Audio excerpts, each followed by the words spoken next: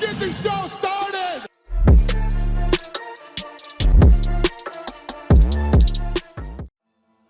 In today's video, Dana White reacts to ACA promoters stopping a fight for being too boring.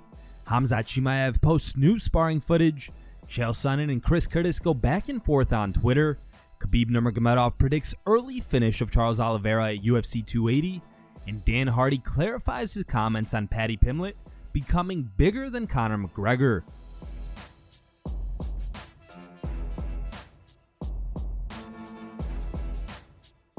During the ACA 141 event in the Russian city of Sochi, the fighters of the second most important fight of the evening, Rashid Magomedov and Ali Bagov, were severely reprimanded by the head of the organization, Mirbek Kasiev.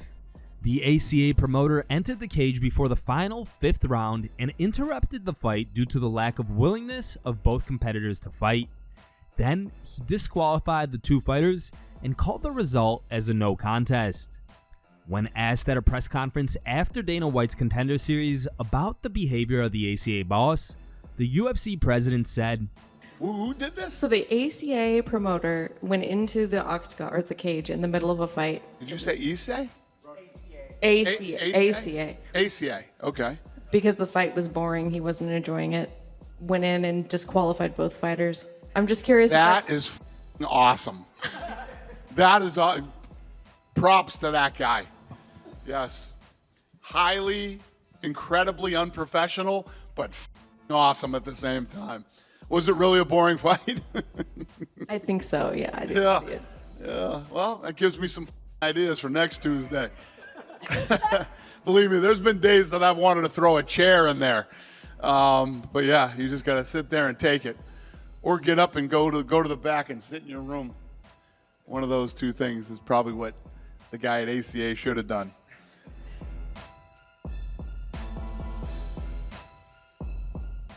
After months of speculation and rumored opponents, Nate Diaz will finally bow out of the UFC in arguably the toughest fight possible when he faces Khamzat Chimaev later this year.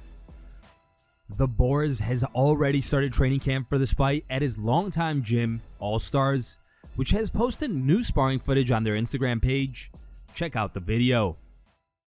I've got an itch I can't scratch, I'm missing a piece that completes a whole part of me, an open wound scar to see.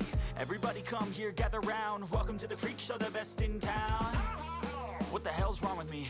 I don't get along with anybody, honestly. I've been living in my own head, constantly thoughts jumbled around, think I need a new lobotomy. Wait, all these thoughts are too negative. I don't wanna get lost in the sedative. Gotta show them what I got, I'm competitive. You know I'm about to go block, I won't let it win, I'll take a stab. I wanna chase the bag, I wanna weigh, I can change all the things I lack. I gotta face the facts, I got a taste in that. Got me obsessed with the rest, I got an itch to scratch. I'll give up everything. If I could see my dreams. Yo.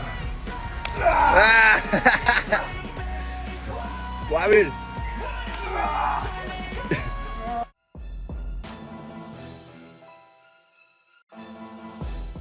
In a surprising clash of MMA personalities, UFC middleweight Chris Curtis and fighter-turned-analyst Chael Sonnen have gone back and forth on social media.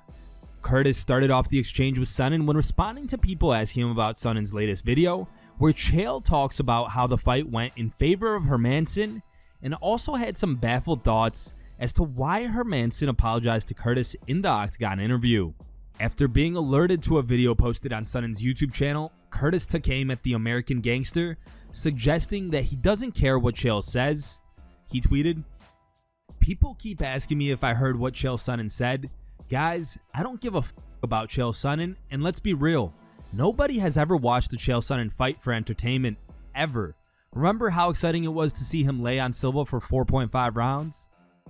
Chael replied by writing, "I said beautiful things about your fight, and I commended your attitude for stepping in on short notice. Of course, now that you have disclosed how you feel, we can consider it the last compliment I give you." Curtis responded by posting this photo and writing, "Doesn't bother me in the slightest."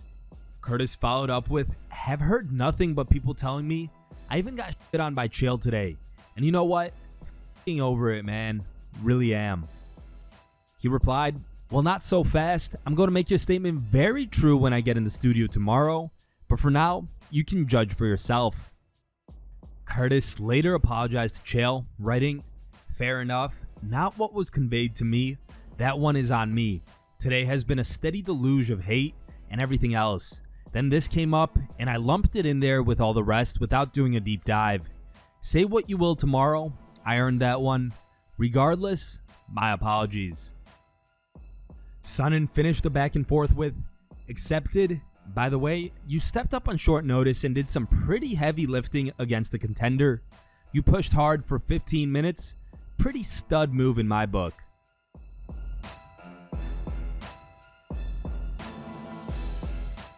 Khabib Nurmagomedov is extremely confident that his friend and training partner Islam Makhachev will defeat Charles Oliveira early on in the bout when the two face off in Abu Dhabi at UFC 280. In a new Instagram reel, Khabib shared a video of Bruce Buffer announcing Makhachev and Oliveira in the cage and wrote, "I get goosebumps from anticipation. Islam Makhachev goes out for this fight against the best fighter right now in the UFC. Oliveira became the best fighter of 2022. He is one of the best regardless of weight category and also comes on a 12 winning streak at UFS. This fight will answer all questions. Someone reads history while someone writes it. Get your excuses ready. We're aiming to beat Oliveira early. Inshallah. Hashtag UFC 280.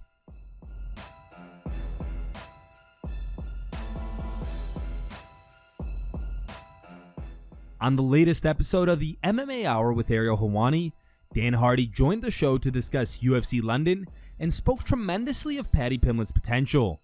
Hardy shared his belief that Pimblett has the potential to surpass Conor McGregor as the UFC's biggest star ever.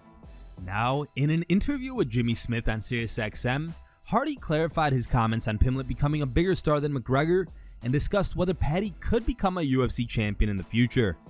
Here's the clip. I think McGregor's competitive aspirations in the division were higher than Paddy's are currently.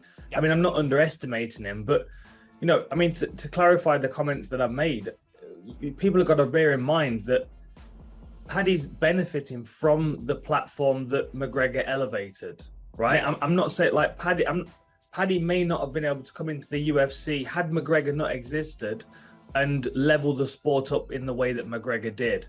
But what Paddy's done is arrived in the sport that's already been leveled up by McGregor. Like the endorsements that Paddy Pimblett's getting, the money that he's getting on a monthly basis from his endorsements, he's getting them because people see MMA and Conor McGregor and the UFC as a massive ticket to exposure. And they see this kid who talks well, who everybody wants to watch, and people are throwing opportunities at him. And a lot of that is down to the way that McGregor changed the sport. And, you know, being a star, being a success, it has got a number of different directions it can go. I mean, you could see Paddy being a very likable personality in a variety of different shows or whatever. You know, he could have a lot of endorsements, back different brands. But I also think he's got a lot of room to develop as a fighter as well. And he does have potential to do well, especially if he's got the promotion of the UFC behind him, because they'll guide him through the right fights that are, you know, manageable at the right time. Here are the top 3 memes you guys posted on MMA-memes.com. In third place is a meme posted by user Ambient Thoughts. Second place goes to Strong Bro.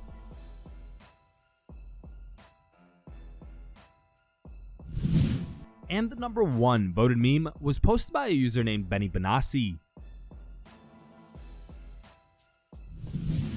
Thank you guys for watching. If you liked the video, please leave a like and subscribe to our channel to keep up with the latest MMA news.